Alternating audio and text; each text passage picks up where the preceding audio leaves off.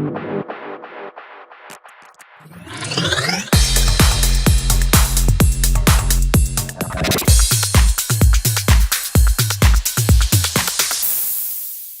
back to the AAA podcast, the show that gives you access all areas to everything music, nightlife, and everything in between. I can never say that correctly. I always get tongue-tied.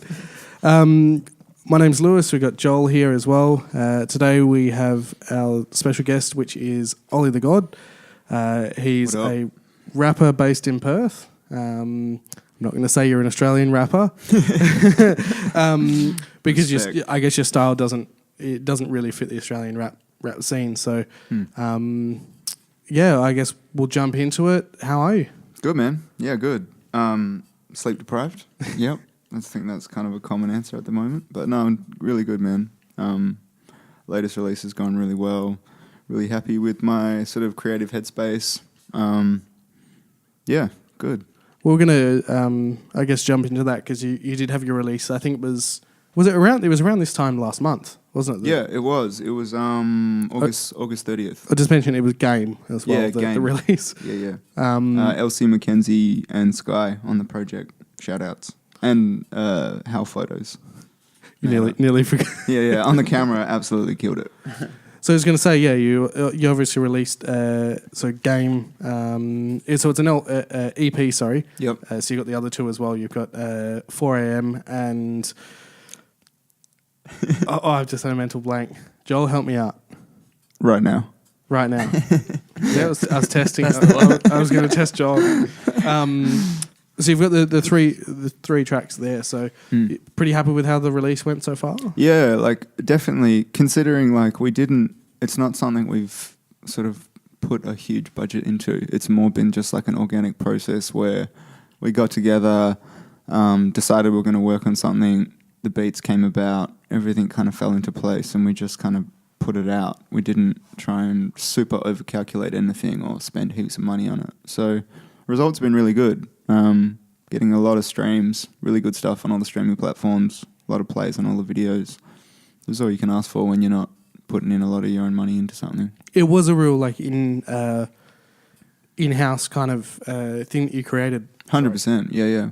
It was because obviously your previous release, the song Fairy Fountain, the music video for that, it's quite, you've gone to big lengths with that and everything. Hell yeah.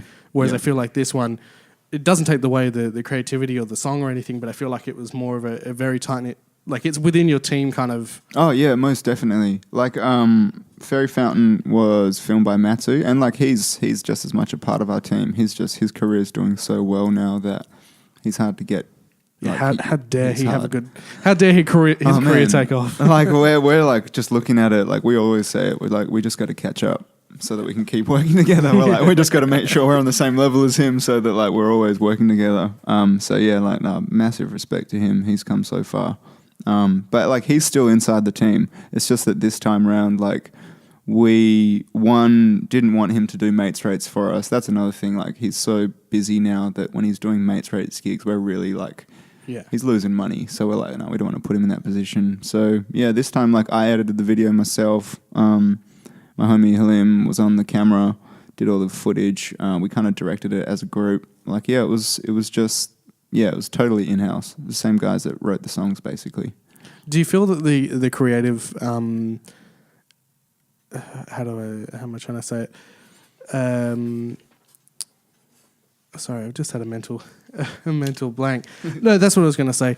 In regards to like the support of, I guess others. So like obviously Matsu's he's blown up quite big now, and you don't obviously want to just do mates rates and him losing money. Do you feel like having people around you that if they are doing something, so even yourself as a rapper, someone as a photographer, a videographer, whatever, that you support their career as well and they're going to support you back? Oh, yeah, definitely, man. Like, I think I was having this conversation with my girlfriend today, actually. Like, we've got it all backwards. in the sense that like when your friends are starting things, that's the time when they need you to pay for stuff. Yeah. It's not when you ask for freebies. It's like you ask for freebies when they're loaded and they've got a company under them. But like when they're starting their venture, that's when you need to pay for everything. And it doesn't make sense that when you are like huge, that's when people start giving you That's free when you shit. get everything free. It's backwards, man. It doesn't backwards. it makes no sense. When you can afford everything, you get all the promo kits. And it's like, what? Yeah, when when you're loaded, broke and you need them is when you're like fighting to pay for everything. So. But that's with anything. Like it's kind of like even to set this up, like I'm privileged enough that I was able to, like, I do this, I have all the equipment because I do it for a living, so I'm able to set it up and I've able to do it. But it's kind of like, then you'll have massive podcasts or massive YouTubers and all that kind of stuff, and companies will be just like sending them gear. Yeah, I'm like, use our gear. Yeah, so here you go. But they've already got the money there. It's kind of like it doesn't make sense. No, and it doesn't like sustain like growth and everything. You know, just key players get everything, and everyone else fights for it. So yeah, I suppose like without digressing too much, that's kind of like we're not we're good at this. That's why I guess that's why I have that kind of take on things, and like I'm not saying that Matsu won't do that, because he will. If he's got free time, he'll do videos for free. And I feel bad. And he just wants to I know what he's like, man. He works so much with clients and stuff like that. And he knows that when we work together, like, he's my best friend. So I'm just going to be like, you do what you want, man. Yeah, I'm never going to get in the way of his creativity. So I know he kind of thirsts for those opportunities, but yeah, even then I still want to pay him. I'm like, this is still your time at the end of the day, and his skill set and everything. So. No, definitely. Did you find going from something different to doing a lot of your stuff in-house by yourself, did you think you were limited in any way, or did that kind of like help your creative process in doing what you came about doing? Good question. Yeah, definitely limited, man. And yeah, I think you're right. Like, I learnt this from production and just kind of from hip-hop. Pursuing hip-hop is like limitations are kind of better than having everything. Having everything, kind of too many options is bad.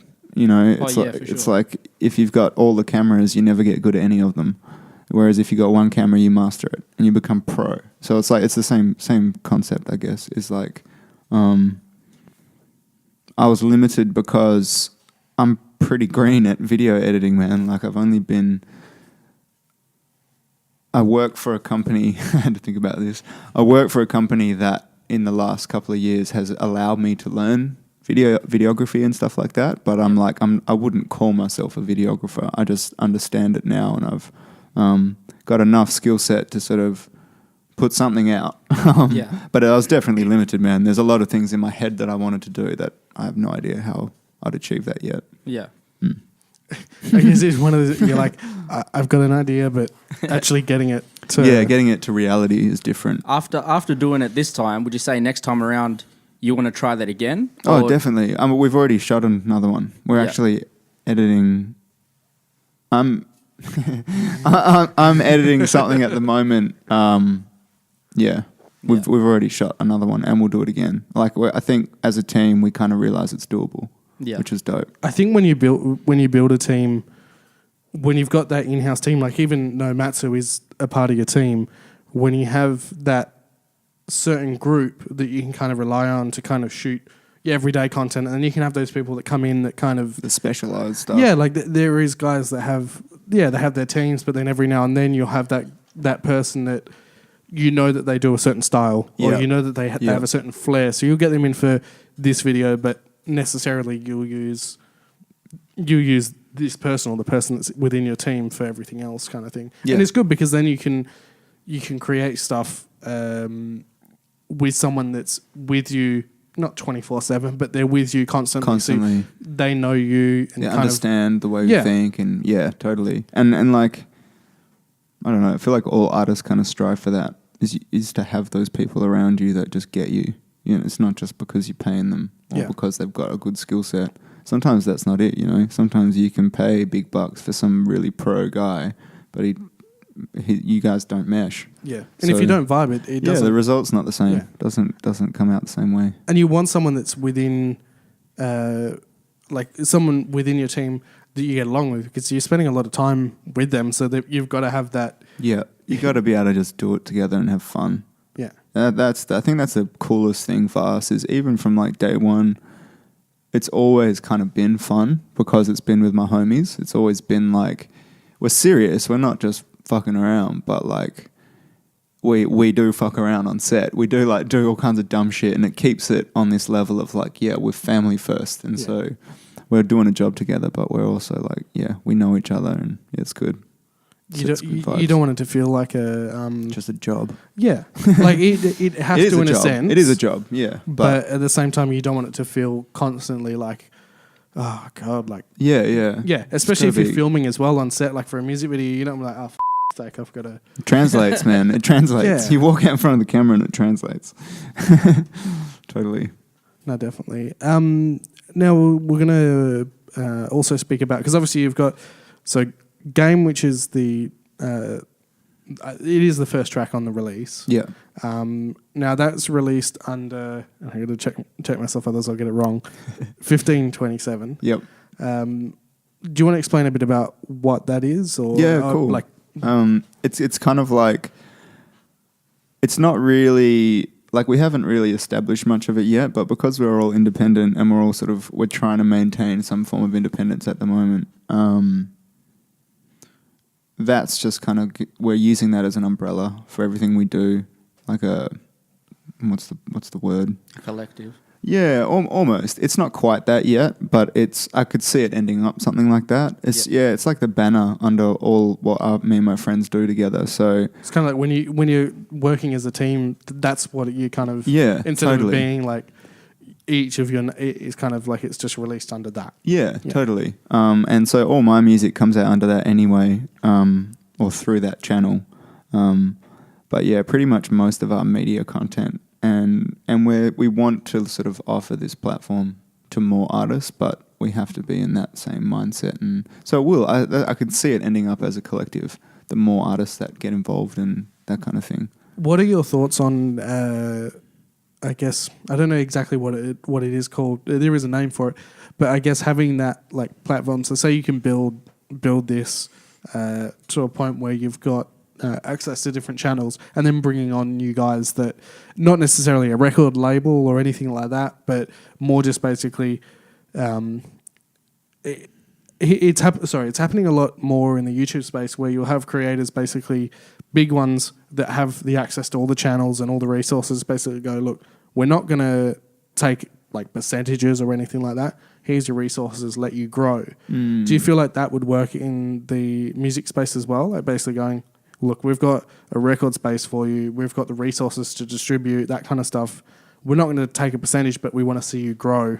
Yeah. Hell yeah, man. Like that, I think that was kind of that was the initial dream when we built that banner, was that like ultimately once everything's where we want it to be, like it could function like a record label without the need to sort of claim much of the artist's work and take percentages and stuff like that. It'd more be like, we've got all the resources, we'll help where we can, but like the artist funds their career, or how, I don't know how it would work yet, but definitely on a, I don't know, that's where my headspace is at in general with labels and stuff like that. I kind of want as much control as possible. So I love that new Spotify thing. That's amazing. Shout out Spotify. Do you think that like having the artists having more control is helping? Like these days, obviously the change in the way, I guess, the record industry has changed when you've gone from like selling vinyl to these days. I think it's 100.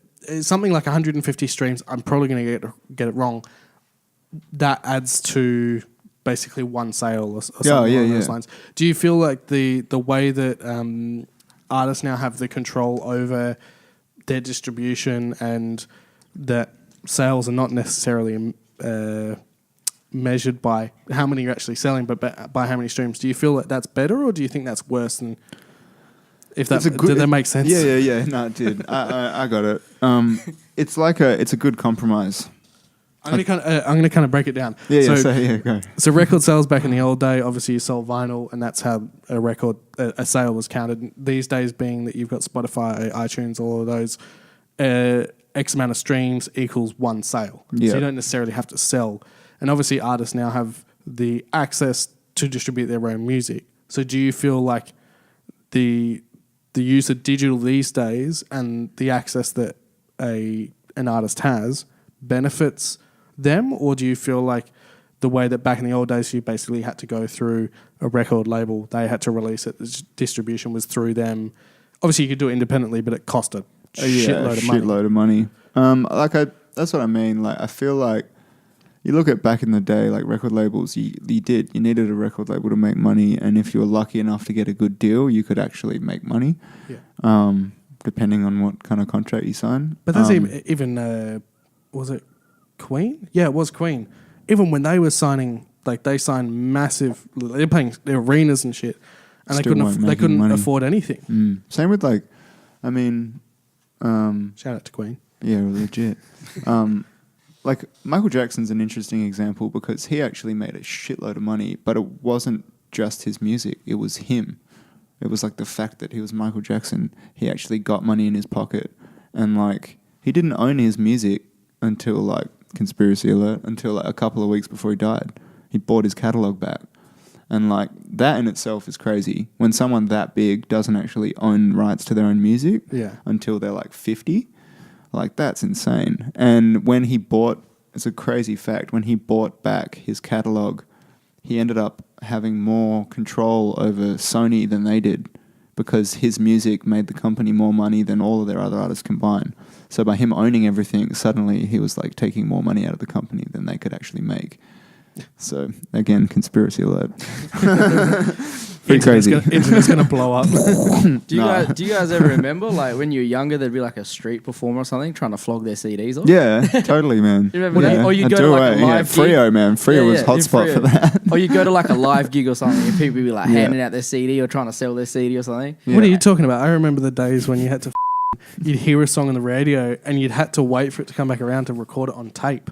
Oh, you'd have to wait for like you'd be like, oh man, I love that song, and then you'd be like, all right, so now you'd wait, and then it would start, and you'd like, seconds. You'd like so you get like probably like halfway through the first verse, and then you click record. Man, if someone watches this video, then we're gonna be like, look at these young people can play. And nowadays it's just like, I want that song, YouTube. Yeah, instantly. Yeah. It's sad. Like I've got vinyls because I used to sample them, but I'm too lazy. I just sample everything off YouTube. It'll be on YouTube. I want the acapella for that. Someone's already done it. Yeah, legit. Yeah, it's like that now. It is crazy, and I guess that's a whole different story. I guess the way that people are now like burning or ripping, whatever you want to call it, tracks off of the internet, not just necessarily YouTube, but everywhere, and how that's, I guess, damaging the industry as well. Yeah, totally. And like, I suppose that's why I was saying like the Spotify thing, it's a good compromise because, before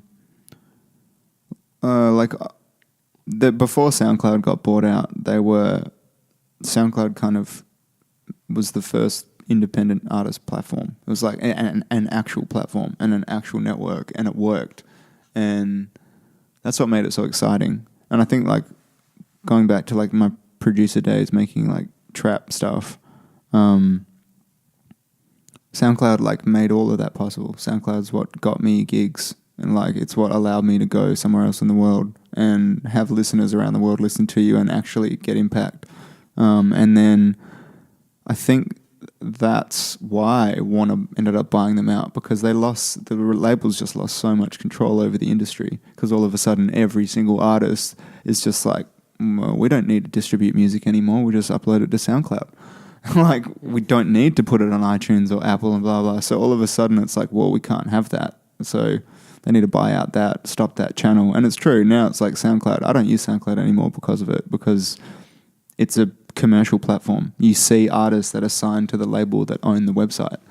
they're the ones that get priority. So all of a sudden, it's not really an independent platform anymore. It's a listening platform to consume music, but it's not for the artists anymore. Do you think that, because you mentioned just before about control and how like you want control over your music. Yeah, do definitely. Do you think that the record labels as well, they're in the same boat? Whereas, so you want control over your music, but they want control over your music as well. So it's kind of like, and that's why you're seeing a branch out of a lot of artists now creating their own labels or doing it themselves, because it's kind of like, well, the record label having control over me, I want control over myself. Like, Totally. And that's exactly it, man, because, I mean, I don't know this, but like from my perspective, the only way a record label is going to sign you and give you all the control you want is if they're like 100% sure you're like a Justin Bieber or something, or like you're someone. Even then, it's probably not, that wouldn't be the case, but like they got to trust that you're going to make so much money that like you're worth them giving you so much. It's a company at the end of the day, and exactly. They're not going to take that risk without knowing that you're. And then the catch-22 of that is if they do think you're that big, then they may not want to give you that control because that's heaps of money they're losing. So it's like it's such a finite scenario that a record label's going to want to give you everything and still support you. Would you say there's like a double-edged sword of that? Because like how you said with like Justin Bieber, like this is extreme scenario, but like he and other artists kind of needed something to show the world their music. Yeah, you know what I mean? Platform. Yeah, they needed a platform to a a certain degree. Yeah, like they needed that initial step and that stage. Yeah. Whereas like some people may have never pushed their music that far without that kind of company backing them up. Yeah. Yeah, no, I agree with that too. And I think like when Bieber was discovered, think about how long ago, how old he was when he was actually first put on. It was still like the YouTube phase, if that makes sense. It was still like YouTube icons were popping up and people were like, whoa, there's YouTube personality? I don't know. It was like it was that time period. Now it's like, oh yeah, you're a YouTuber, we're all YouTubers. You know, it's like it's normal now, but back then it was still kind of a bit of a buzz. And what am I getting at? I think like I've had a mind blank as well. Sorry, wait, what were we talking about? The Justin Bieber. What was your question? I had a really good point, and I've totally forgotten about like companies taking you kind of from like you saying YouTube, it kind of finds you, but the platform, like the exposure thing. Yeah, so now I think it's a bit different. Like even us, like we don't look to. I've got like A&R dudes on my case at the moment, but we don't look to like A&R because you got the opportunity to find like some dude that runs a YouTube channel or a SoundCloud channel that has like 800,000 subscribers and you pay him $100 and he puts your song on. And like that is massive A&R. And it's like if you go to an A&R company, they're like $2,000 and we'll put you on the books for 6 months and we'll put you on this website and our channels. And it's like, it's almost like their channels aren't relevant anymore because we've just got the internet now. So it's like, well, we're going to turn around and just put $1,000 on all these different YouTube channels and we'll get a couple of million hits. It's well, like, that's very true. Like you've got a lot of people these days in all sorts of industries where, all right, you could go on, say, and I'm just pulling it out of the air, the Today Show. Mm-hmm. And they're broadcast, I don't know, a couple of million people, they get to see that. Or you could go on some random podcast that's getting 100,000 plays versus a couple of million. But those 100,000 are dedicated just to that specific target. Yeah. And I guess why that's like a lot these days where you've got like record labels, PR, whatever it may be. Yeah, they've got all these channels and they've got millions and millions and millions. But when it comes down to it, if you've got someone that has a specific target audience. Like your audience. It's like, you and that's the thing. It's kind of like people go, oh, that's stupid. Why are you going in there? Like you've rejected, say, this big TV show to go on this smaller thing, but it's like, no, that's what you want. But out of those few million, you want that 100,000. That's your target That's audience. your actual target audience. Yeah. Yeah, exactly right. And I see that a lot. Like I look at PR and AR and labels, and the first thing I look at is I just go too on. many acronyms. Oh yeah, PR, sorry. AR. Yeah, I just like promotional companies and like public relations, that kind of stuff. And You like, can use acronyms. yeah. Just like their books. That's the first thing I look at. Like if anyone's talking to me or a booking agent or anything, I'll just go and look at who they have. And I'm like, if I don't see 5 other really good artists that I like that are in my niche, then I'm like, no, you don't know. Like, cool, man, you got some like indie rock or some like soft rock dudes on your books, but like I'm like a trap hip hop dude in Australia. Like you're gonna have to show me that you're in this niche as well. Yeah, that you want to kind of. They're not just getting you just to go be like, oh, we'll kind of branch it out and we'll have this person. You want them to be like, you want them to back you, basically. Yeah. And you want them, like you said, you want them to hit the bullseye. You want them to like not hit 100,000 people and 10,000 are your demographic. You want them to hit like 80,000 of your demographic. Yeah. Yeah, exactly. So yeah, YouTube's way better for that, and SoundCloud, and like dudes that just run playlists. Yeah. They're not artists, they just run playlists, and they have like 500,000 subscribers. Like you pay them $50 on some website and they stick it on their playlist. Yeah. It's like it's a good time.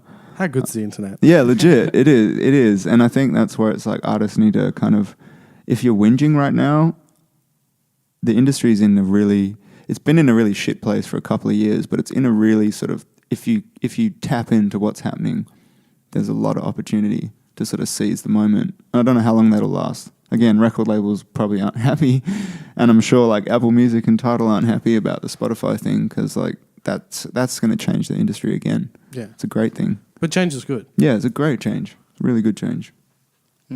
I guess you should make another song, Change. It all comes down to relevance as well, though. Playlists.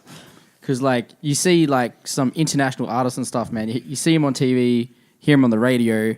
Like they're not getting booked for festivals, but there'll be like someone that just got famous off YouTube, never heard them before, but they're getting mad views, and people are like, let's get this kid, because people will pay the $100 to go to this festival to see him. Just the same. Well, that's like if you go back 6 months ago, if we were like, oh, we're going to book that backpack kid.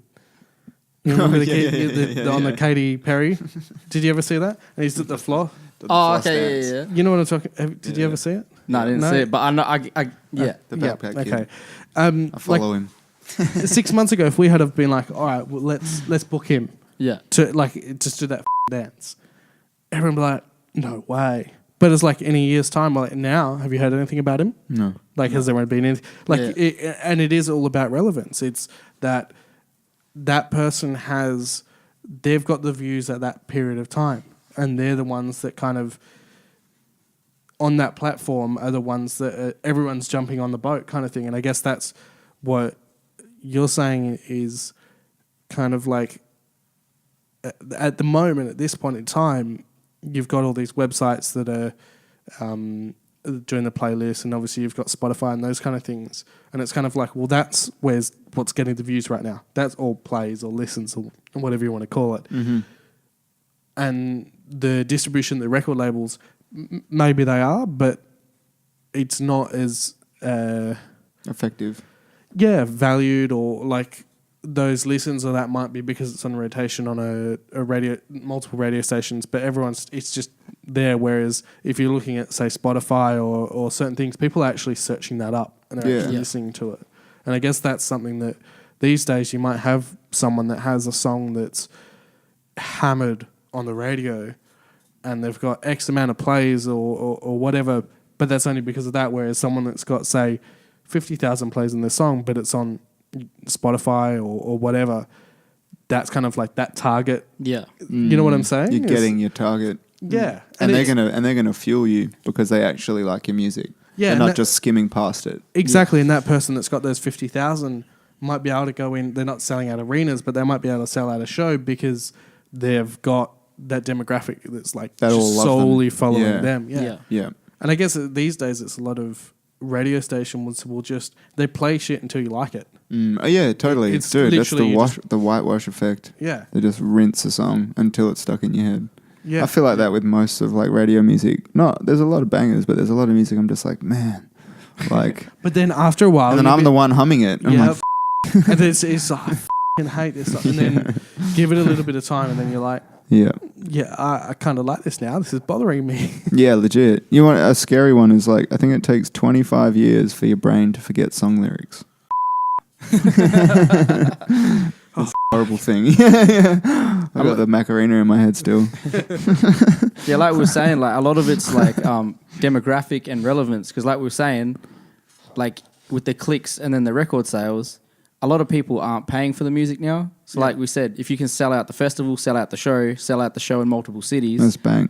Yeah. Then you get your money and all the rest. And the other thing with that too is your demographic. If your target audience is 40, 50 plus year olds, they're not going to be buying and going out to live shows. No. I don't know. I've seen a few. Like, I know what you mean with some of these comeback shows. No. Go well. No. My grandma, shout out to my grandma, goes to more shows. Goes to more shows, live shows in a year than I do. Really? Like, she like literally Boss anytime. lady. Like Yeah, but you work. Does she have at an a lot of Instagram? shows. yeah, true. What? Does she have an Instagram? No, She she's needs like- one. she's in her 70s. She's only just got a Samsung phone. Yeah.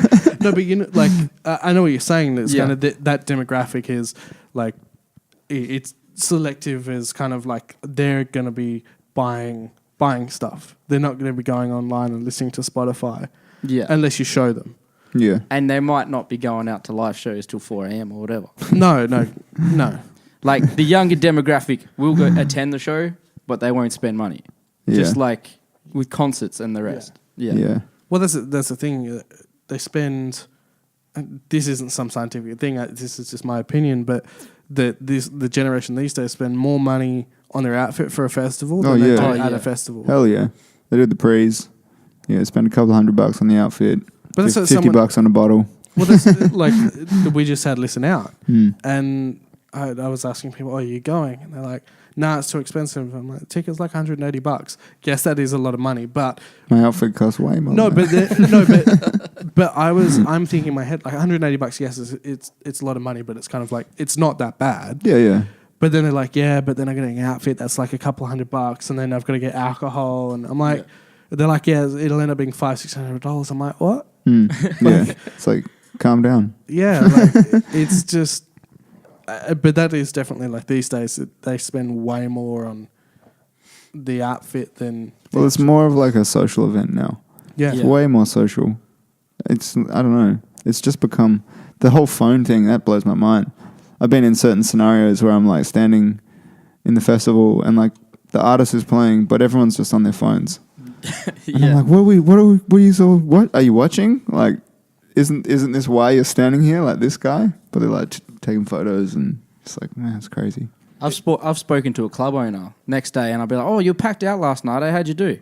Oh, not too good. No one bought any drinks. You know what I mean? Yeah. It's like Just come to be seen. Yeah. Mm. Well, that's Attendance is good, but but that's the thing that the Good for the promoters.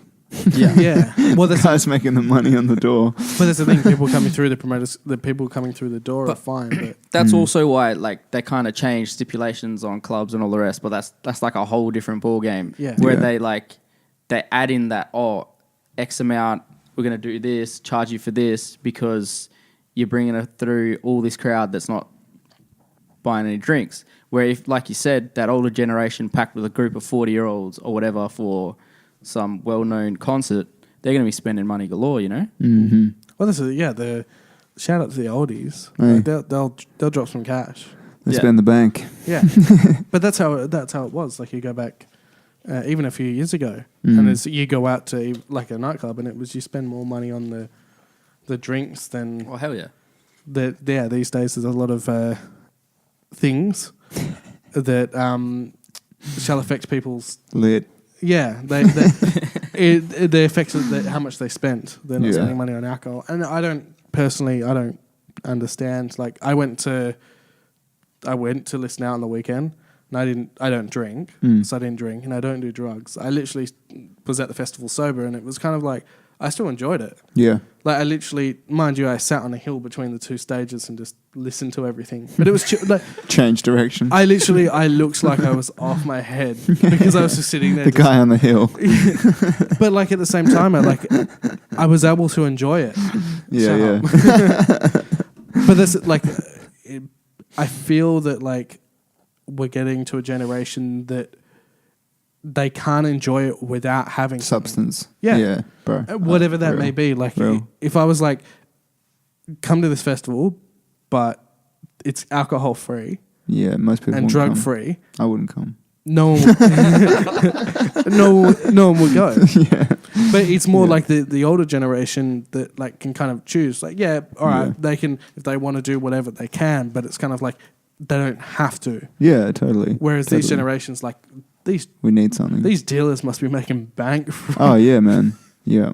I mean, I don't even drink, to be honest. Like, I'll have 1 or 2 drinks, but I'm not a drinker anymore. I did when I was younger. But I'm also not really, I don't go to events for the same reasons anymore. I purely go to like critique people and study people. If I see an artist I love, I'll just go to watch them perform. Yeah. And that's why I'm there. I'm not there even to like get caught up in everything. I'm actually there to like learn or study or like. Yeah. So it's like, I don't know. It's it takes, well, it even takes away, like, I remember me and Joel have had this conversation many times before where it kind of gets to a point where when you're in the industry, it's not fun anymore. No, it takes the you're magic there for a reason. That magic curtain. Oh, it's gone. of standing there. Now it's kind of like you know what's going on. Yeah. You've met the Wizard of Oz. You Yeah. like you know it's just smoke and mirrors and yeah. There is some elements you do appreciate. Oh, more. totally, man. Yeah. I think that's why you like. That's why I mean, like, I'll go to my favorite artists because I know they got like a skill set and talents and stuff like that. But half the time, someone's like, "Oh, this person's in town." I'm like, "Oh yeah." Like in my head, I'm like, And also, it's just a concert. You know? knowing that studio recording will always have a better sound than the live one. Oh yeah. Totally. So you will not bother Totally. to go unless you know performance-wise this person is going to It's be incredible. fucking killer. Yeah, they're going to And bring 100 such electricity. 100%. Like you when there's artists that you know that they're, I'll study an artist on like online. Mm-hmm. You watch their, like, listen to their recording and then watch them live, Yeah. and you can see when an artist, like, when you're putting a lot of stuff through like processes and everything. Oh, yeah. You can tell, like, if they can perform it live and it sounds similar. Yeah. Yeah. You know they've got skills. Yeah. Yeah. And it's definitely something that you know when someone, it's just kind of they've sung and then, all right, cool, and then the producers and that are just sitting there fucking layering shit. Oh yeah, totally, man. And there's a big fad in the US, I guess. I mean, maybe it's just their industry, but they often just rap over their tracks, which is like something that when we started rapping, we just didn't even think. It's kind of like breaking the rules to rap over a song that had vocals on it. Yeah. Yeah, I find Like, that terrible. a lot of US artists do it. They just rock up and they play their actual song, and then they just have a mic and they kind of hype their own song. They rap a few lines here and there, and they kind of get the audience to do it. And it's just it's almost like a normal thing for them. But here, it was like sacrilege if we were to play our song and then rap over the top of it. It's like, what? You can't do that. And then like a few artists started doing it here, and then we just like a normal thing. But still, for me, like, I kind of want to prove myself. I want to be able to show that, oh no, I'm actually good live as well, not a pure studio artist. Yeah, you want to have that all-rounder kind of. Totally.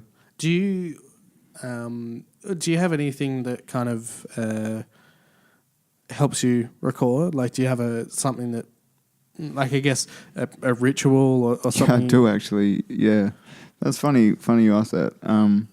Yeah, I do. I've got like a few like steps that I do before I start making music, and I've developed it like over a bit of time. And it really is like a ritual. It's to set my mind.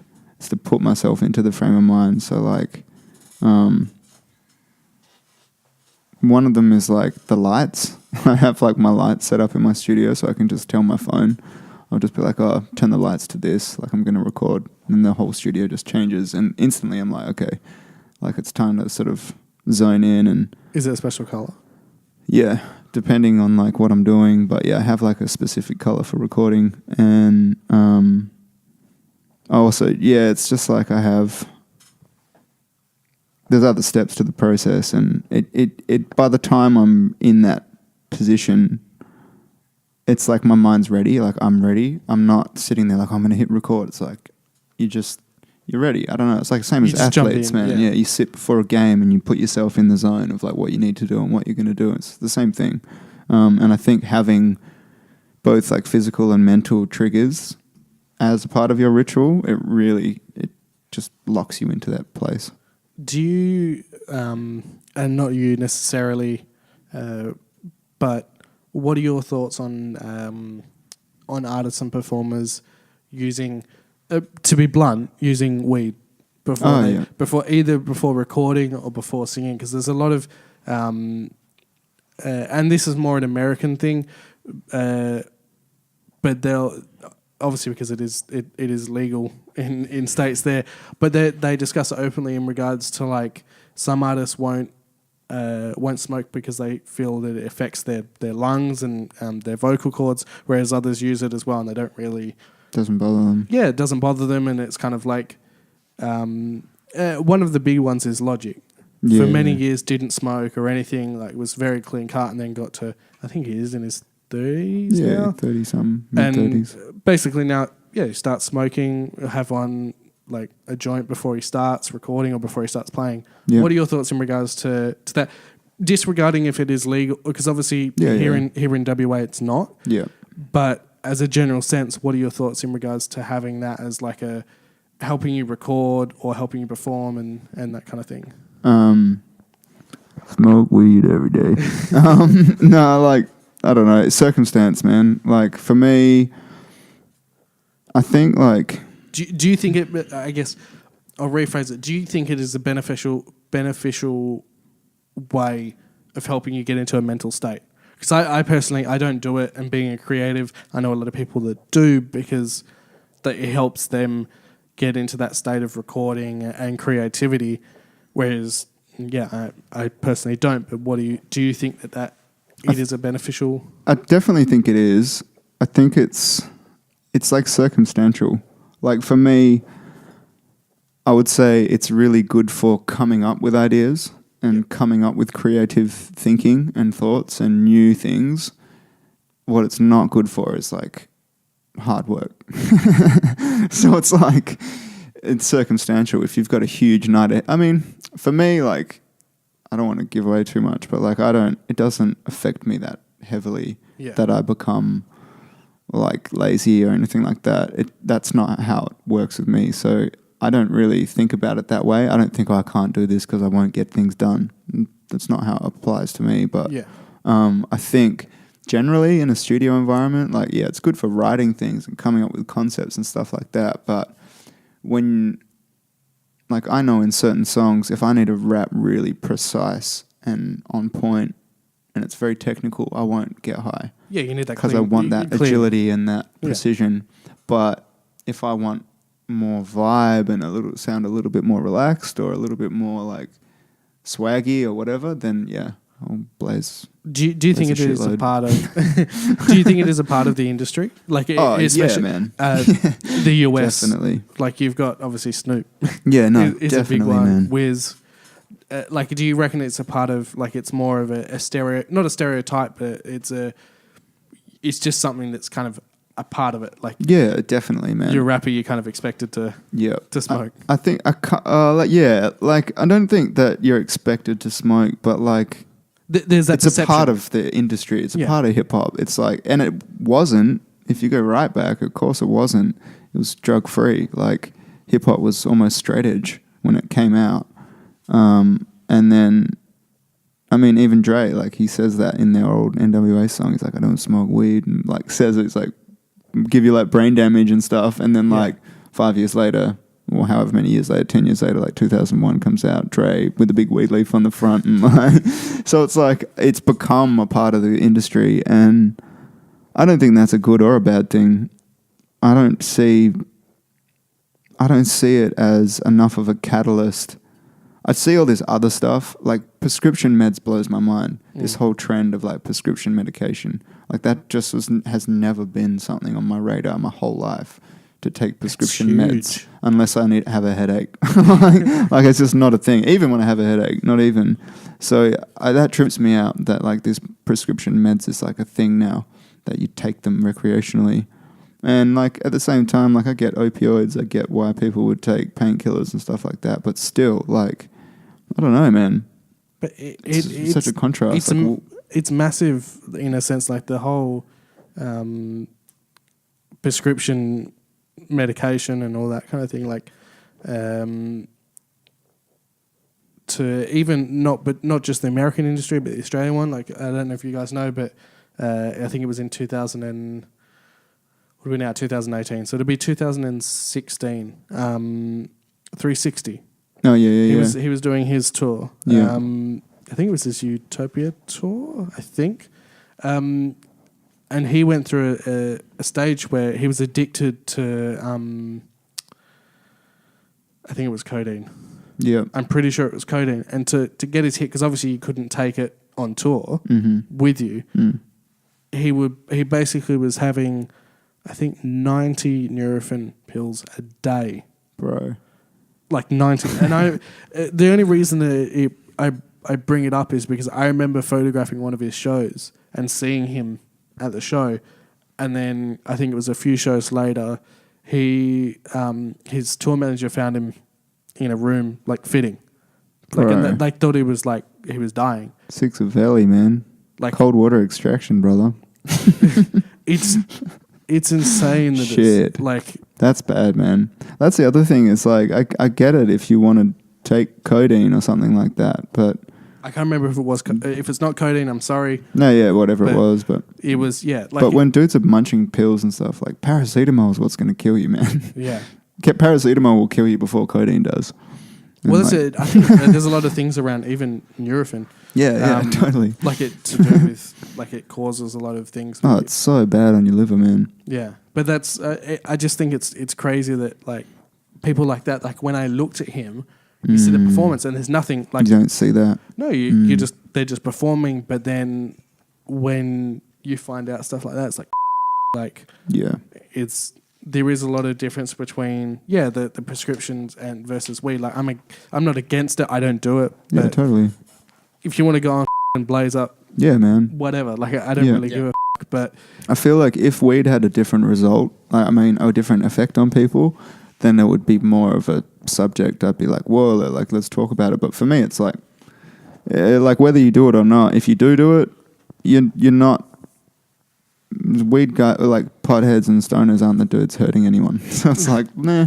If it's got a negative impact on society, then yeah, I'd be like saying, yeah, we shouldn't let this be a part of such a big genre of music. But like, nah. If they go around killing people, yeah, legit. Robbing like, let's stores. talk about guns and prescription meds and like liquor. For sure. When was the last time you heard of someone that was smoking weed, like robbing someone? Yeah, at legit. gunpoint? No way. They can't get off the couch. No, exactly. Conspiracy alert, but apparently it's been the tobacco companies that's been keeping the fight of keeping weed illegal. Oh yeah, of course, man. Yeah, it doesn't surprise me. And like even now, it's becoming legal. The same companies are buying into it. So like, soon the weed we buy won't even be. Yeah, it'll be by the companies that didn't want us to have it. Yeah. So totally random, but I remember it was off an interview. I think Ryan Tedder, so One Republic. Yeah. One of his mates created Charlotte's Web, which is a strain of weed that helps. It's basically it extracts the like all the crap, and basically it's for medical use, and it's for children and that kind of stuff, and like helping them medically. Sick. So he created that. He now has, I think, the second largest weed dispensary in the world. He's allergic to weed. No. Legit. So he was, and I was watching the interview. I'm like, that's funny. That would suck. Like you're literally like. That's crazy. I'd like just like give myself a daily like bring down that threshold. Just desensitize myself to it. What do you think about it, Joel? What are your thoughts on weed? Weed? Yeah. Well, it comes out the ground, man. It's been used since ancient times, man. Yeah, that's what I mean, man. It's like it's a plant. At the end of the day, it's a plant. It's not refined. It's not synthesized. It's a fucking plant. It's like, You got it's like, well. Think about it. Really, you've got your drugs that come from the ground. You got your cocaine plant that was used since back in the time. yeah. You got Incas, Egyptians. I don't know if Egyptians used. I mean, what's coffee, drugs. Coffee bean. yeah, what's coffee? Like, it's the same it's thing. a drug. If you grind it down and you put it through a process, Yeah, same thing as well. it's the same. Yeah, Are you But telling yeah. me that I'm taking drugs every morning? When Yeah. I wake Yeah, up? you are. yeah, yeah, bro. Alcohol's a drug. Yeah, Tobacco's a drug. It's the latest. It's a mind state altering substance. Yeah. Tobacco's the Well, there goes my clean. Clean sheet. tobacco, the number one killing drug in the world, and Aye. alcohol number 2. But it's the one you can buy at the most readily available. Yeah, Well, there's people like, yeah, don't like, I'm clean, like I don't do anything, and then they'll go and like chomp down on Yeah. like all these meds, pain meds. And yeah, shit. yeah. Well, have you 1 seen liter Red Bull, you seen those? cracking a can. You seen the stab at the vegans and the eat cleans and the greeners, and it says, "I would never eat a steak, but I'll happily take a heap of pingers." Yeah, right, dude. I'm vegan and I'm like that. Like I'm vegan and then I'll like have a big fat spliff or something. I'm like, yeah, this is contradictory. Or I'm like, like it's It comes definitely from like that. Yeah, Yeah. But still, it's like, yeah, you're trying to be on a health kick and then you contradict it a lot. We're gonna go down a different rabbit Yeah, hole. I yeah. think if Let's we start talking focus about- on the tunes. We're good at this. I was gonna jump in. Obviously, let us know if you. Like, No, that's cool. I just want to watch the clock for this guy as well. I think he's got. You cool? Yeah, sweet. Now, I'm gonna jump into this, and I know you're gonna hate it. Now, as soon as I say this, you're gonna know where it's going. So your name is Ollie the God. Yeah, yeah. Even Joel looked at me. Yeah. Now, how did that name come about? Yeah. And also, as now, I remember we were speaking off camera. You have a little trick with Siri as well. So Oh yeah, we're trying this on the way here in the car. Shit.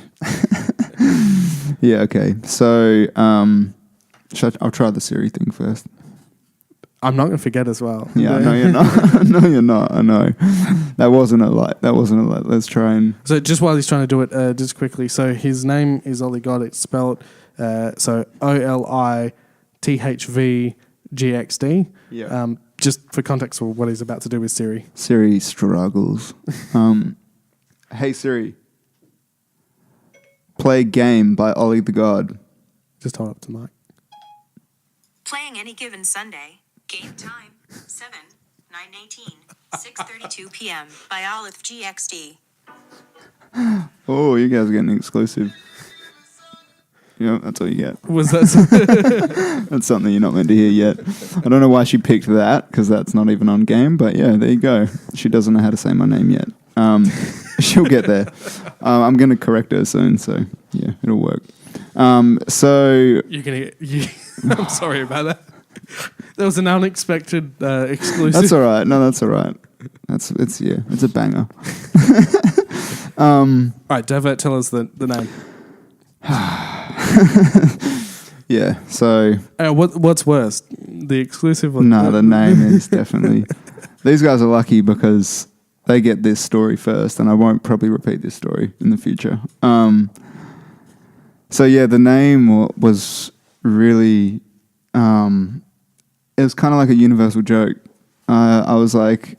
I'd just come back from California as a beat maker and was like reassessing what I was going to do with my career. And I had this discussion with these rappers over there, and they basically told me to rap again. Long story short, I'd kind of swapped to producing to pursue a trap producing career kind of thing. Anyway, after California, these guys are like, "No, man, you have to like start rapping again. Like that's your first gift. That's what you're naturally. That's you." So I came home, and at this point, I was like, I need to rebrand myself. I'd been rapping years before, and I just went under my normal name, and I was like, nah, I want to have an alias. I want to have a kind of a, yeah, like more of a persona with my rapping, and writing down all these weird names, trying to come up with a name, and then at the time, I I've always liked Drake's music, but I was really hating on Drake. It was when the whole ghost rapping stuff popped up with Bryson, what's his name? Who's Quentin Miller? When like all the ghostwriting allegations started popping up and all these tracks started popping up. So yeah, I was just hating on him a little bit. And then I had this dream, and this is where like the irony of the whole scenario was I was in this really big studio in the States and ended up in a studio with like Drake's OVO team, and they were sitting there discussing like me as an artist, as an Australian artist, and the scenario in the dream was like I'd obviously somehow gotten to be working with these guys, and Drake was just like really vibing on the ideas I was suggesting, and he started like giving me titles. He's like, "You're a king, man, like you're a king," and then he's like turned around, he's like, no man, you're not a king, like you're a god." And he like full titled me, knighted me there, and he's like, Olithvgxd, that's your name, man, that's your name. And he just like kept pointing in my face and yelling at me like, "That's your name, man, that's your name." And it was one of those dreams like you remember everything, really surreal. You remember the smells, you remember like the colors of the couch and shit like that. So it was such a weird dream. And when I woke up the next day, I was kind of pissed off, and I was like, "What the fuck? Like, what's going on?" It's like, Drake, like, give me a fucking name. And I didn't even like the name, man. When I was just like, thought it was such an American name, like a very like grandiose kind of blah blah blah. And so I woke up and I like rang my friend and I told him, I was like, "Dude, like I had this fucking weird dream," and I told him the name, and he was like, "Nah." It's like, "Hell no, man, don't do that." And I was like, yeah, I know, that's what I'm thinking too. And then I told my mum, and my mum's like, "No, you got to do it." And like my mum's like one of my best friends, so like You have to listen to your mum. yeah, you got to listen to mum, man. Like mum was like, "No, you got to do it." And I was like, "Fuck, now I have to hear her out." I'm like, "Why?" And then she had this whole running joke. I won't get into it, but she had this personal joke that it tied in with this name that had popped up in my dream. She's like, "Don't you see? Like this is a part of it." And my mum's really, she's on that. She's on one, man. She's very spiritual. And so like when my mum speaks, sometimes I'll just listen to her like she's the oracle. I'm like, okay, yeah, mum knows I got to do it. And so this is one of those scenarios, and I did it against my will. I was like, oh, and I was just like, so that's it. And I rolled with it, and that's how it came about. It's definitely not what I would presume is the initial reaction, which is like, oh, he's full of himself. Which, whatever, man. If people want to take that, then I'll take that on the chin as well. But that's not how it came about. And there's actually, since then, I've come up with other reasons why that name is really important to me. But I think as well, like if someone's going to take you on face value, they're not the people that you want. Like if you listen to your music as well, like it's not. It changes that straight away, right? Yeah, that's not the target audience. Do you reckon as well that it has like, obviously, Olithvgxd, is there any link, do you think, to like the only other person I can think of the US that has that would be like Charlemagne the God. Oh, yeah. Do you feel like it's kind of like, because I wonder why he named himself that. Well, that's no, because it made me think, because like of how he called himself that, and obviously you've got your name as well, so it is interesting to, like, when you put it at face value, I feel that you would go, oh, anyone that kind of calls himself like a god, the goat, anything like that, you're going to be like, oh, whatever. But it's kind of like once you look past that, like I know you personally, and you like, you don't behave that way. You're not that person. You're one of the nicest people I've ever met. Like, cheers, man. Yeah, I get that a lot too. I get people like listen to my music or watch me on stage or whatever, and then they talk to me and they're like, what the like, you're two different people. And it's like, especially my workmates, like the people in my current day job as well that I do. I still do have a day job. But like, yeah, they're always like that. No, not at all. You got to, man. Got to grind. But like they do that all the time. Every time I put music out, they're like, "You're so gangster," like, but you're so nice. And it's like, to be deadly honest, when I was younger, I was more the guy that you see in the video clips and hear in the rap songs, and like I was less of the person I am when you meet me face to face. And I think growing up, that totally flipped, and I kept the attitude from the young guy for my rap music. I just kept that, but I don't output that attitude anymore to people, you know? It's kind of more like a stage persona. Yeah. Yeah. Initially it was legit, and it made my life hell. And so I grew up, and I was like, yeah, you can't treat people like shit. You can't be rude to people, you can't be aggressive, you can't, you know.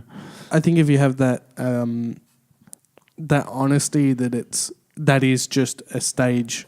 Yeah, a stage like, presence. That is, yeah, like you as a person is totally different to like if you're like saying you're going to kill someone or like stab someone or shoot. Yeah. That's just a part in the way that you act on stage. Yeah, is totally. different to the person that in everyday life is. Yeah, 100%. And like, again, being like deadly honest, if it comes down to it, I'll still...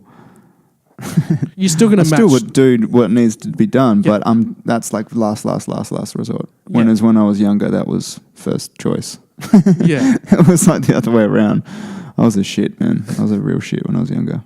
It's a pretty like broad subject.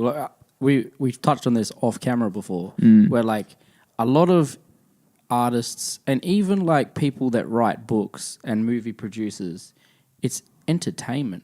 You know what I mean? Yeah. It's entertainment. Like you're entertaining people. Totally. Doesn't necessarily mean you're going to do those things. Totally. Like people that put out these movies, mass murder movies and like horror films, and people like rappers and things in general. Yeah. They don't do that kind of stuff at home. Yeah, exactly. They're selling something. I think like for me, I am kind of grateful of my like teenage years and childhood and stuff, because it was pretty f***ed up.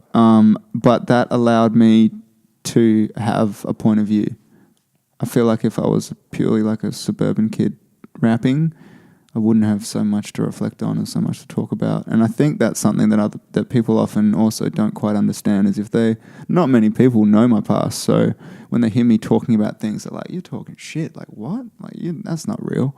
But they don't actually know like what my past was. So again, for me as an artist, I'm kind of grateful for all the shit I went through, because it gives me a lot to talk about. That It gives you a story. Yeah, exactly. And gives me an interesting one. Not a boring like, yeah, it's like there's actually like interesting stuff.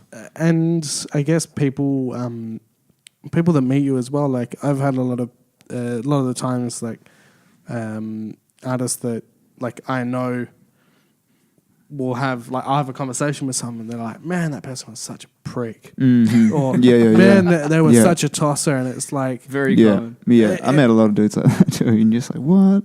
But like at the same time, like, so I have a conversation with. No, I'm saying like I have a conversation with someone, and they'll say that this artist was a prick, or they were such a tosser when I met them. Yeah. But it's at the same time, and I'm not defending them at all, because sometimes they are just a prick. But it's like circumstantial. If right? you meet, and then I'll know these people, and they're like lovely people. It's kind of like you could get off a 27-hour flight. Yeah, totally. And someone's like, "Hey man," get in your face. Yeah.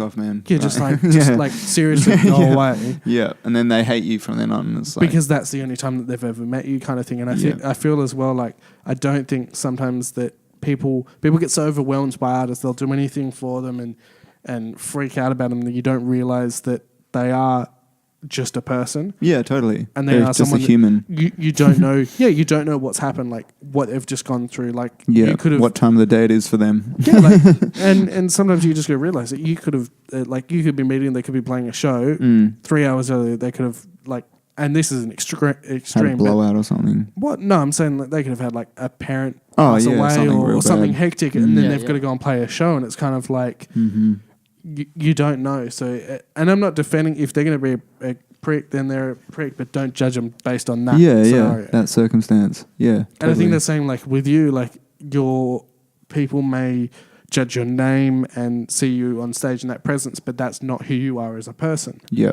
And I guess sometimes, generally these days, people do perceive, they make judgments based on either not ever meeting someone or just one interaction with them. Totally. That first impression. Yeah, you got to leave a good impression. Yeah, that's right. Got to try. Yeah, we've touched on that before with saying how it's all like a package deal. How you're saying like studio, you got to deliver live, but like that's just part of what you're selling. Like you're selling yourself as well. Yeah, you are Like, the product. You're the product. So if like a club owner or whatever knows not just you're an asshole, but you're hard to actually work with or deal with, they were like, fuck having They're them not back. going to spend the time. Yeah, we can book this other person who's going to get a similar turnout as well. Yeah. Your brand, your personal brand is big. Is sometimes bigger than the, like you as a person. Your personal brand is some. I just repeated myself, but is bigger than the what you're trying to do or your creative or your skills or whatever it is. It's kind of like, if you can work with someone and they're easy to work with and they're not a prick or anything, then you're going to get them over someone that's maybe extremely skilled, which you've mentioned earlier on in the interview, that's extremely skilled but is head's not there. Yeah, they're hard to work with. Shit, yeah. Yeah. And like, I think it's been weird, like the last couple of years I've come to the conclusion or come to the understanding that like my, how do I say this? It's like because I'm the product, almost my personal life comes second in a weird way. Like not in the sense of like I've got to be famous, I've got to put everything out there, but like what I want to prioritize in my personal life, if I want a career in this, it kind of falls into second place, which means I lose contact with people. I lose time doing normal things that other people do. And like, it's just a part of it. And if you're not in that world, you don't understand that reality. I've lost a lot of friends because they just think that I'm antisocial or that I don't like them. And that's not the case. It's just I'm fucking every minute is spent on something because I'm like, time is everything. It's very hard even to organize this. Like it's I guess that's something that like I personally understand as well. Like and even people close to you, like I guess your girlfriend would be one of them as well. It's kind of like unless massive respect to her, man. She's like, she sees me so little because of how much I work, and she still supports me. And like, you live together? Yeah, totally. Like we live together, and I mean we see. It's not like we don't see each other, but like as a relationship, like whenever I'm busy, man, I'm freaking busy. It's hard as well to kind of sometimes they may not see you actually working. In that or way. it may not look like you're working, but at the same time it's kind of like you are working or you've been working, you're having a 5-minute break, but they come in when you're having that break and it's kind of like, what are you doing? And you're like, you nailed it. I think it's something that it is and as well, like with friends and that, like you have people that will be going out and partying or even the sense that like you might have friends that are now they're buying the Range Rover or they're buying the BMW or whatever car it may be, and you're kind of sitting back working your ass off, and it's kind of like just give it a few years. Yeah, totally, you're not man. rushing it kind of thing. Like, and I think like that's I've always been that way too. I've always kind of been, and again, not hating on anyone because like some people, no, I won't go there. I was just going to say like some people spend their, they work a 9 to 5 and they spend their money to look good, which is fine, man. Like everyone should do them. But my attitude has always been when I can afford that stuff and it's not going to hurt me, then I'll dress like that. Yeah. But until then, I'm going to spend all my money on music and look like a broke dude. just wear like the same pants for 2 years. Just because I'm like, I don't see the point in flexing when it's like, cool, man, you just spent all this money on all this stuff, but like you can't afford to pay your electricity bill next month or whatever. It's like, what's the point? Do you think that it is a mindset in the sense of like one that you and me, like we're f***ing crazy in the sense that like you're kind of you're not banking on like working a 9 to 5. Like this is kind of like you've only got one life. Yeah. And you kind of realize that you've got that mindset of, all right, I've got to make it count. Yeah. Because you've only got one time, and it's kind of like definitely. you put everything into it. And I don't think some people realize that kind of that mindset. Yeah, like do you think that it's just there's a switch or something that's kind of gone? Yeah, and like it kind of, I think, I don't know. Some people probably just have it from the environment they come up in, and then some people just develop it. And I think I developed it because. But don't you think that it might have been because of the environment? Like I was born into a musical family, so I was always going to end up doing something music related, most definitely. But I think like what I'm trying to get at is like when I first started rapping and stuff, like didn't quite. I was second guessing, and then I got to a point where I was like, there is no plan B. Yeah. And that's when it fully clicked. And I was like, there is no plan B. This is it. Yeah. Like you can have a day job and you got to have money, but like this is your career. There is no other career. You're not going to back down and become an IT consultant or something. Like do you that's think, what you're doing. You're doing music. Do you think the drive though came from like if you've had shit upbringing per se, or you've had bad things happen in the past? Do you think that then drives you to kind of better yourself and better your life?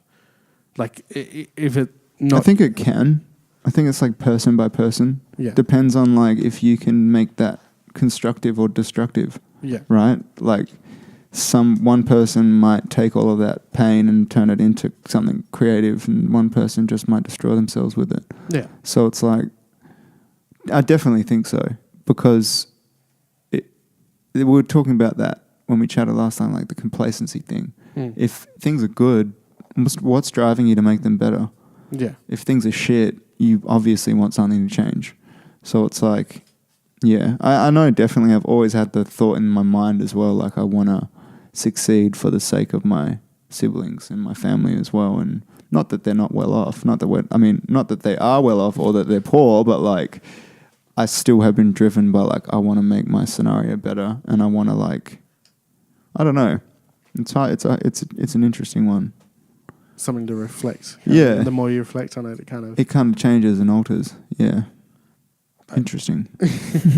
Did you? Because I remember I showed you about the whole Gary. It was Gary V. Shout out to him. I like my respect to him. He's not in the music industry, but like he shows a lot of respect to rappers in general. But he put out something, and I think he was talking about to Kyle about how Kyle had #1 song in the US, but they nearly didn't put it out. And Gary's advice is basically putting out quantity over quality. Yeah. And they asked why. They were like, why? And he said because quality is subjective. It's subjective. Yeah, man. What do you think about that? Blew my mind.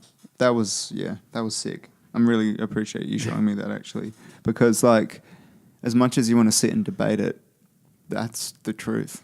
Because I know you I know with you, like you're. I'm a quality person, but that's the thing. You release music, and it is kind of not drawn out, but there is spaces between your releases. And that's kind of it's been a conscious thing, and that's changed. That whole I did it for the sake of the fact that I could see how saturated everything is. Everyone's got a song coming out next week. Yeah. So it's like I didn't want to just fall into the category of the other 10 dudes in your city that are putting out a mixtape or whatever. And I think by giving that space, it helped when I did put something out, because then people are like, oh shit, Ollie's putting music out. I haven't heard music from him in ages. And then, but in saying that, it doesn't mean that that's like a business model, because if you were to do that, you just lose momentum over and over again. So it's kind of like... It's kind of building up, bringing down, building up. Yeah. So it's like now we've done that, we've utilized that strategy, and it's kind of worked. But now it's like you got to go all like full steam. Yeah. And that's kind of what we're looking at now, is just pumping out tunes. And then when you showed me that, and I actually went home and watched the whole thing, and I was just like, I literally just got on my computer. I was like, okay, just got to like get this ready, send this off to mastering. It just put me into that mode. Like, yeah, it's true. It's like as much as I want to pick what my favorite songs are, the ones I hate the most might blow up. Yeah, and that's the thing. Like these days, you'll have an album, and it's kind of like you go back. Like speaking about record labels, you go back X amount of years and they'll go, this is the single. Yeah. Now it's like, no, like the people decide like what's the single, and like you might have a song that is like number 13. Yeah. You fucking hate it, but that's the song that blows up, and it is subjective, and I guess it's something I like on iTunes, man, or on Apple Music. When an album comes out, you watch where the stars end up. because when the album first comes out, they don't actually tell you what the singles are yet. And then that generates plays and you start to see what the favorited songs are. It's kind of cool. It's like this little thing I do. Like, oh, okay. And then you can, like you said, the people pick the singles. Yeah. It's cool. It's interesting. It's definitely something that kind of... Oh, yeah, man. I knew it on Game, actually. Like, when we did Game and we recorded 4 a.m., I was like, this is the one. I was like, this one's going to go ham. Just because it's so accessible. And it did. And I was like, yes, predicted one. Like, it's so impossible to predict. But, like, that one we got right. It was cool. No, definitely. I was going to... Even jumping on that as well, I was watching... so Eminem, just before he released his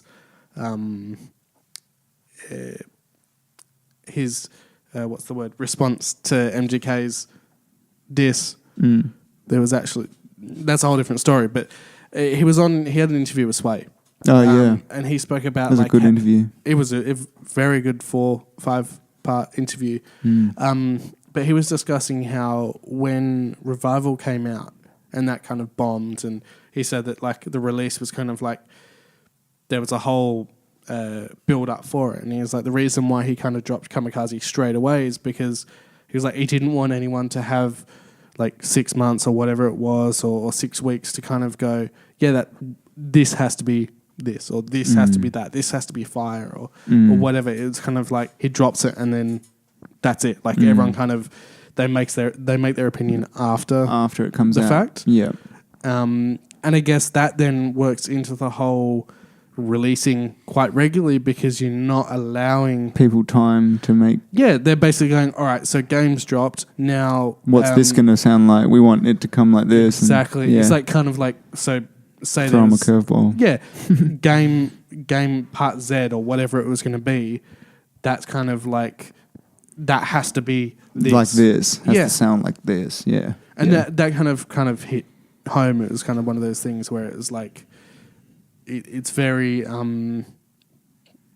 like even someone like Eminem is onto it with that. He knows. Yeah, man, he studies the game. That's what I thought was so cool about that interview. He really revealed how much he watches everything. Even YouTube, he went down the rabbit hole. Like, that's how he found out. He didn't even know, like you know how he made that thing about the rap god is watching. Yeah, like he didn't even realize that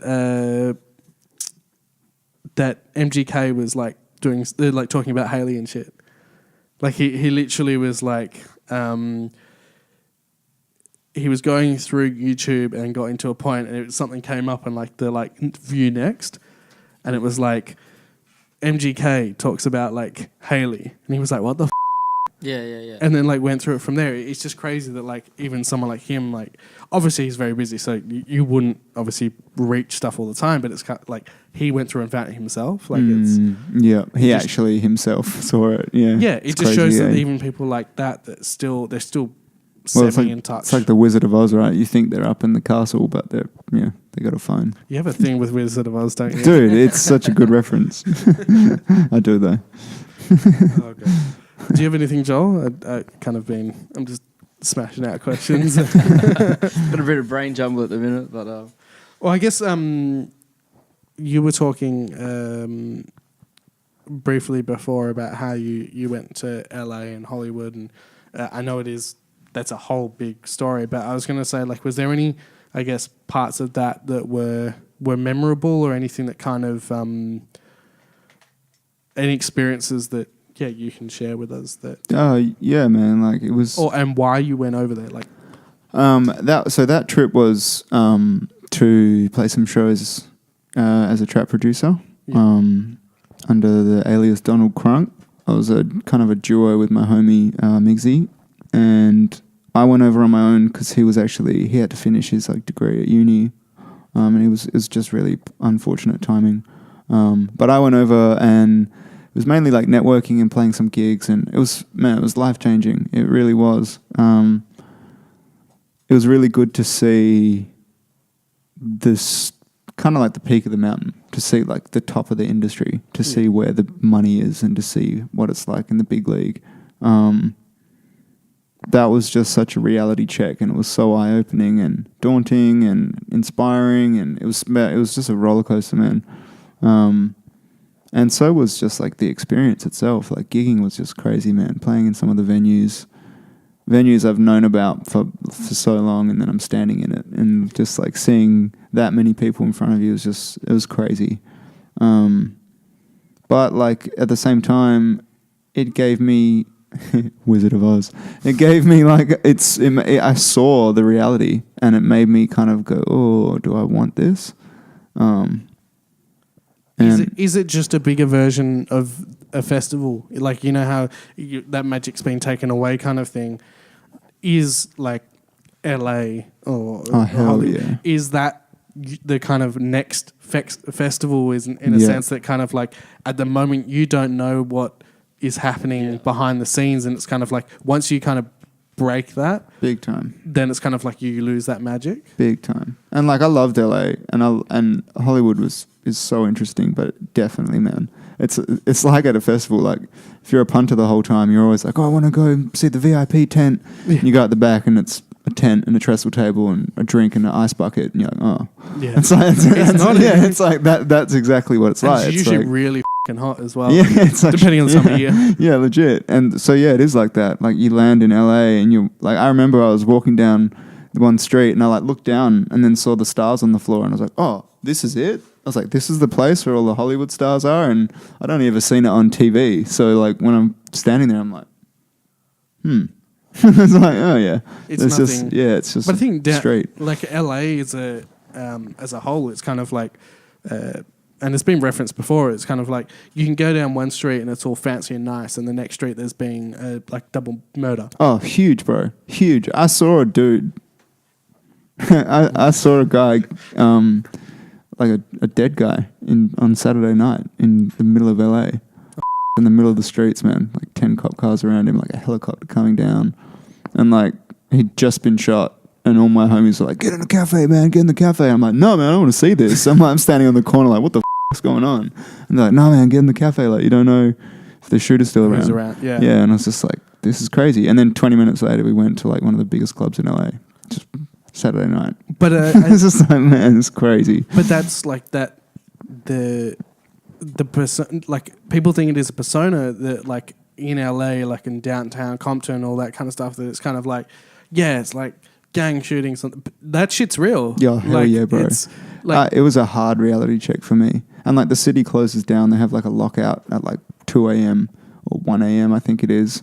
Which is also crazy because you expect LA to be like this all-night place, and then just after midnight they stop serving alcohol and they cut the clubs, and you're like, what the f***? But again, that's why LA is such a cliquey place, because that's where all the after parties happen. Yeah. So at that point, everyone's like, where's the after party? Which house? Which mansion? Where are we going now?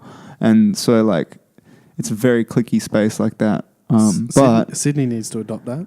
Oh yeah, yeah, legit. But like, after that point, when the city shuts down, you don't want to be in LA anymore. There's no one on the streets but gangbangers and like crackheads and cleaners. Like there's no one on the street. It's a ghost town, and it's so scary, man.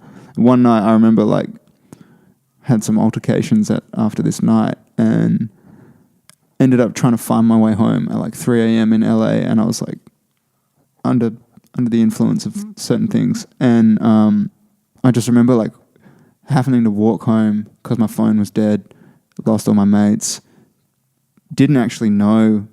I just kind of had like an internal compass, and I was like, my house is that way. Yeah. And so I like just started walking, and as I started walking, the reality hit me. I was like, man, like this is dangerous. Like this is such a like hectic thing to be doing. And I was like walking down these back streets in LA. It's just pitch black, and I'm like, man, the only people I'm going to come across tonight are going to be bad. Yeah. But I think this, and people just like, I hate it these days. You see like, this is a big generalization, but like white dudes that will just throw up gang signs like Bloods. And it's just like, nah, man. Like I remember seeing, I can't remember, so this is where I can't remember if it's reality or whether it was a movie, but these kids were throwing up gang signs, and then the actual like Bloods like jumped onto, I think they were on a bus or something. Oh yeah. Someone's going to probably comment that it's a movie. I think it was a movie. Yeah. But they were throwing gang signs at it as a bus, and they actually jumped like the like gang members like, jumped on the bus and were like, what the They were like, this ain't no shit. not a like, game, yeah. like this is real life. Like don't do that shit. Hell yeah, man. I had a real like shock there just driving around. Like I had a rental over there and I was just cruising around a couple of days on my own and I was just listening to like all the stuff back home, top 50 trap beats that we were playing in the clubs at home and over there. And I was just driving around listening to them. They're all like trap, and to us it's just music, man. But driving through somewhere like Compton and hearing a song like an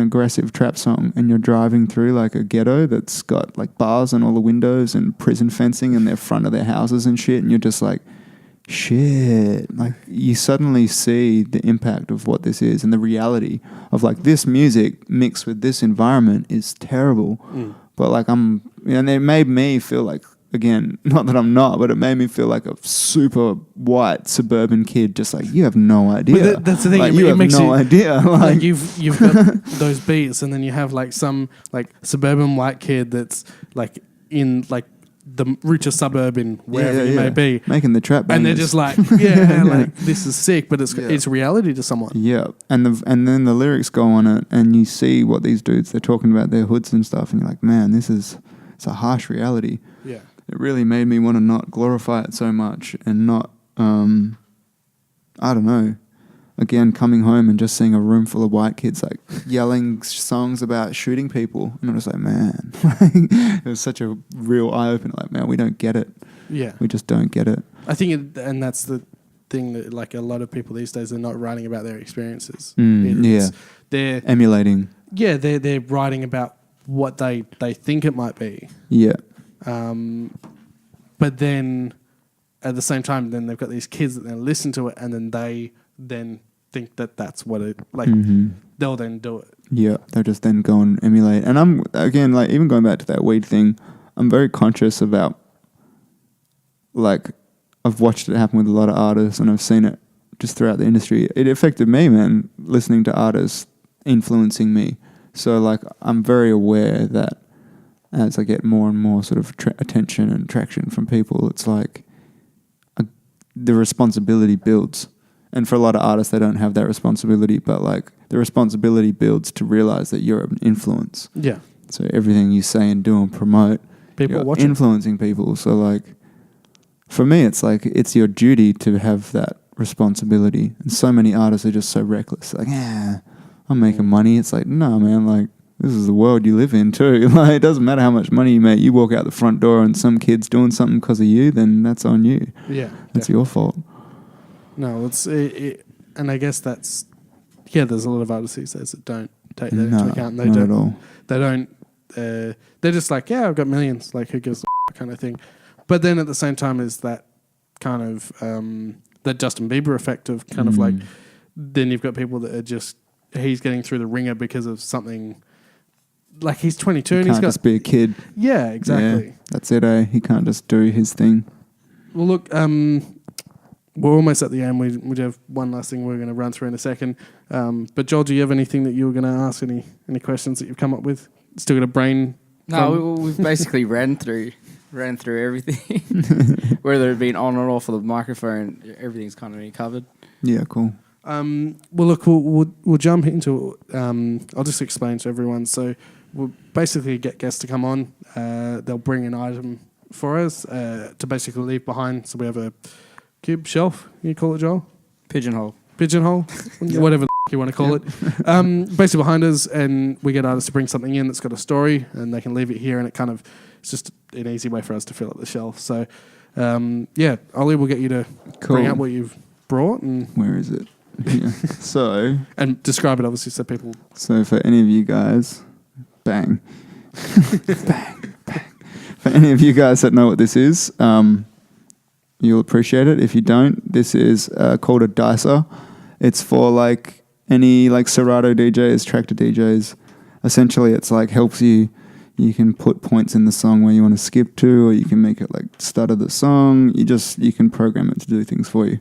And I took these with me to LA, and on my way over to LA, I realized I didn't bring anything to make beats with. And this was the first thing I owned that I could kind of use like a drum machine. So I made my first proper trap beat with this thing, and I MIDI'd all the drums onto it. But I did it on the plane, and it actually ended up being like one of my favorite little travel drum things. Now, of course, I've got a lot more money and gadgets, so this guy just collects dust. But yeah, this was like the original, the OG drum pad. That's crazy. Makeshift. Just to describe it to people listening as well, it's probably the size of your palm. It's like palm sized. It's got about, what have we got, 5, 6, 7, 8 buttons on it, and you can program them. They look basically like dice, the size of a dice, essentially. Yeah. They're a lot of fun. Oh, well, and thank you for bringing that in. It's something no worries. We can leave here. It's been to LA. Yeah, it's been to Hollywood, man. That we haven't. Well, I haven't. Have you, Joel? It's been in the big league. Have you been to LA? No, I haven't been out there. No? Well, Yeah. Ollie's just placed that up. It's up on the shelf now. Well, look, we appreciate you coming in and I appreciate it. and talking to us and making time. I know you're very busy, so no, it is a lot of help, and yeah, we'll have to get you in the future when you get some more releases down. We'll definitely have you back. But Definitely. no, thank you for being here, and yeah, thank you for all joining us. AAA podcast basically go give you everything. I stuffed that up again, so I'm going to start it again. The AAA podcast gives you access all areas to everything music, nightlife, and anything in between. I got it right that time. Yeah. Thank you for being with us, Joel. Thank you for listening to me, and Ollie, thank you for coming in. And yeah, we'll speak to you guys soon. Hey, cheers, guys.